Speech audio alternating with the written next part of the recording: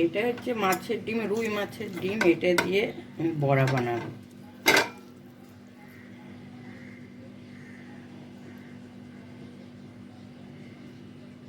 মাছের ডিমের বড়া বানানোর জন্য লাগছে মাত্র 4টি উপকরণ। প্রথমে নুন এবং হলুদ পরিমাণ মতন, সঙ্গে পেঁয়াজ কুচি, লঙ্কা কুচি, 3 চামচ মতো, বড় চামচ অবশ্যই বেসন, অল্প ধনেপাতা কুচো দেবার পর মাছের ডিমের সাথে বেসনগুলো ভালোভাবে আপনাকে মিক্স করে নিতে হবে। ভালোভাবে মিক্স হয়ে গেলে আপনার ঠিক এরকম দেখতে হবে। ভালোভাবে মাখা হয়ে গেলে কড়াইয়ে সর্ষের তেল দেবেন। তেলটাকে প্রথমে হাই ফ্লেমে গরম করে নিতে হবে। গরম হয়ে গেলে মিডিয়াম ফ্লেমে আপনাকে ছোট ছোট আকারে এইভাবে ভেজে নিতে হবে। এক পিঠটা ভালোভাবে ভাজা হয়ে গেলে অন্য পিঠটাও ঠিক একইভাবে আপনাকে ভেজে নিতে হবে।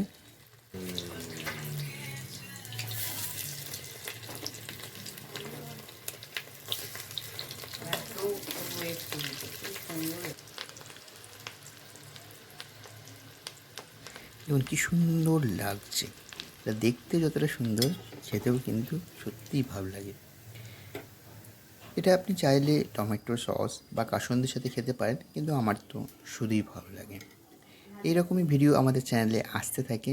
যদি ভালো লাগে ভিডিওটা একটা লাইক এবং সাবস্ক্রাইব অবশ্যই করে রাখুন পরবর্তীকালে এই ধরনের ভিডিও দেখার জন্য।